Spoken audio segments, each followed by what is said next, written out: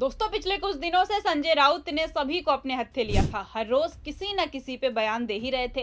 यहाँ तक कि नरेंद्र मोदी को भी नहीं छोड़ा, लेकिन अब खुद निशाने पर आ गए हैं। जी हाँ दोस्तों, शिवसेना प्रवक्ता प्रकाश महाजन ने उद्धव ठाकरे गुट के सांसद संजय राउत पर जोरदार हमला बोला है और सीधे सीधे दलाल कह दिया है। जी हाँ दोस्तों, और इस पूरे खबर ने राज्य में तहलका मचा कर रख दिया है। क्या है पूरी खबर, बताएंगे आपको अपनी आगे की रिपोर्ट में। नमस्कार, मैं फिजा, स्वागत है आप सभी का 4PM न्यूज में।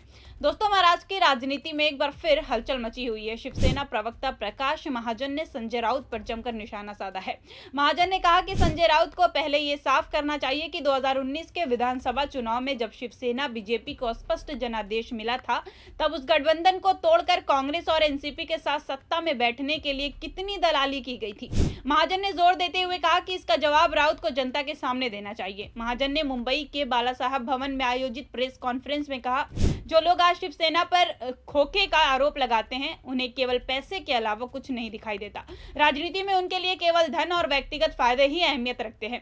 उन्होंने आगे कहा कि 2017 के मुंबई महापालिका चुनाव के बाद मनसे के 7 में से 6 नगर सेवकों को कितने पैसे में तोड़ा गया और वो पैसा किस गुजराती ठेकेदार से लिया गया था, इसका अभी तक कोई सार्वजनिक जवाब नहीं मिला है। महाजन ने कहा कि इस तरह की दलाली और व्यक्तिगत फायदे की राजनीति से जनता का भरोसा टूट रहा है।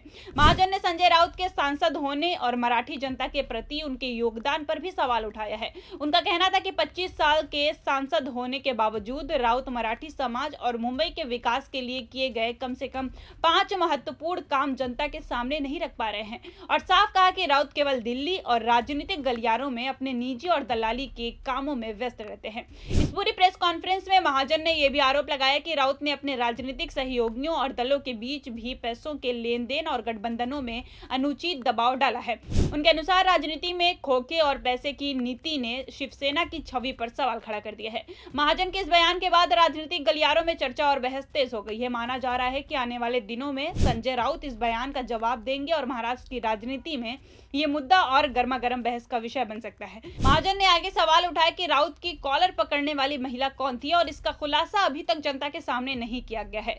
महाजन के अनुसार इस तरह के सवाल और रहस्य राजनीतिक पारदर्शिता के लिए बहुत अहम और जनता को इसके जवाब की जरूरत है। दोस्तों, आपको बता दें कि महाजन यही नहीं रुके, उन्होंने उद्धव ठाकरे और उनके परिवार पर भी जमकर निशाना साधा है। महाजन ने कहा कि यूबीटी मुख्यमंत्री बनने के लिए दिवंगत कार्यकर्ता चिंतामण रुईकर की याद में पदयात्रा कर रहे थे, लेकिन उद्धव ठाकरे उस परिवार से मिलने तक नहीं गए। वहीं उप मुख्यमंत्री एकनाथ शिंदे ने उस परिवार के लिए घर बनाने का काम खुद सुनिश्चित किया।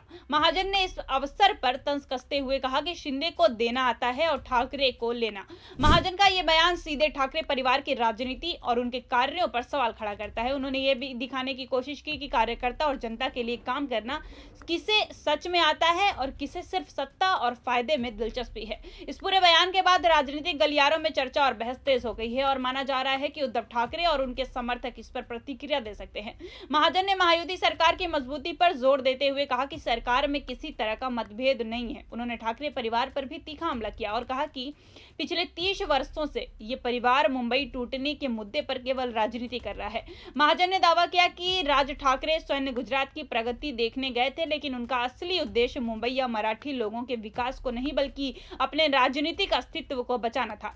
महाजन ने तंज कसते हुए कहा कि मुंबई और मराठी लोगों से प्रेम नहीं है, बल्कि ये चुनाव उनके राजनीतिक अस्तित्व का चुनाव है। उनके इस बयान से स्पष्ट होता है कि महाजन का मानना है कि ठाकरे परिवार की राजनीति व्यक्तिगत और चुनावी लाभ पर केंद्रित है, न कि जनता और शहर के विकास पर। दोस्तों, साथ ही उन्होंने उद्धव ठाकरे पर हमला बोलते हुए कहा कि इतने वर्षों तक सत्ता में रहने के बावजूद मुंबई में एक साधारण एसटीपी प्लांट तक नहीं बनाया जा सका। महाजन ने कहा कि अब सिर्फ आश्वासन दिए जा रहे हैं और तंज कसते हुए कहा कि कहीं ऐसा ना हो कि सत्ता मिलने पर शिवसेना भवन ही मॉल बन जाए।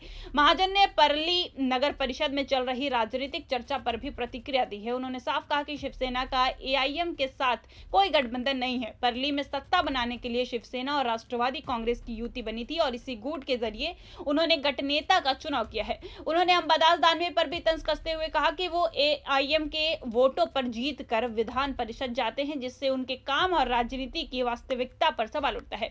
महाजन का यह बयान राजनीतिक गलियारों में नई बहस को जन्म दे रहा है और आने वाले दिनों में इसका असर परली और मुंबई दोनों जगह देखने को मिल सकता है। इतना तो है दोस्तों कि जैसे जैसे चुनाव करीब आ रहे हैं, वैसे वैसे नेताओं के बीच आरोप प्रत्यारोप लगातार बढ़ता जा रहा है। अब तो हर रोज ये इंतजार रहता है कि अब किसका बयान सामने आएगा और कौन किस पे कड़ी प्रतिक्रिया दिखाएगा।